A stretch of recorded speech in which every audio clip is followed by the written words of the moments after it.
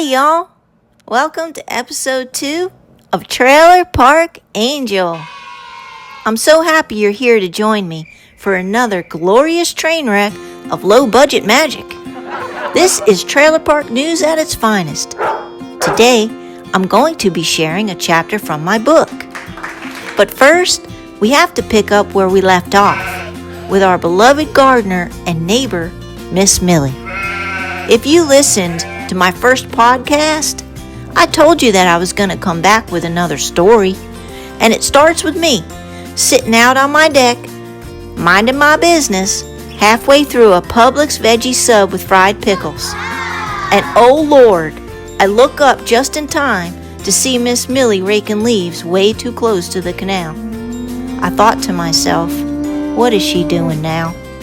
Raking leaves wouldn't be a big deal, except as luck would have it, to the right of me gliding down the water like he owns the place is the biggest damn gator in the park. Captain Crunch. Yeah, we named him. What else do you do in a 55-plus community? So I started yelling, Miss Millie, watch it! Captain Crunch is coming! But Miss Millie's half deaf and completely zombified by her raking routine. So now I gotta put down my sub, run down the stairs, and tap her on the shoulder before she becomes lunch with a rake. She jumps and looks at me like I'm the problem, then says, well, I didn't see him, and besides, he don't want me. I'm bony and bad-tempered. I almost said, yes, I know. As I'm standing there talking to her with my hands on my hips, I'm also watching big old Crunch mosey on down the canal like he wasn't even thinking about coming up here. And I knew why. Because there's a man about 4 houses down that feeds him chicken. Well, I guess she was right. This is just the kind of party that requires the big guns. The Four Archangels, Michael, Gabriel, Raphael, and Uriel. These 4, they're like your cosmic support team. They show up when you're stressing out, breaking down, or trying to keep your neighbor from being chewed up by a friendly gator.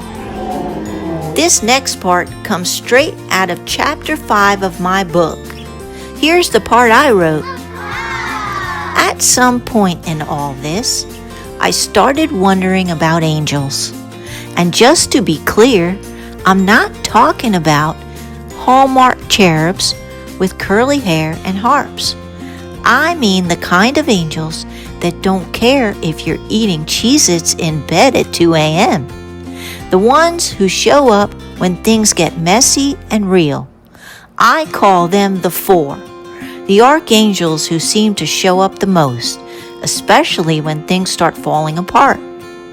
Michael, Raphael, Gabriel, and Uriel. They're like a cosmic support team. You don't need candles, fancy prayers, or a spiritual resume. You don't even have to believe in them.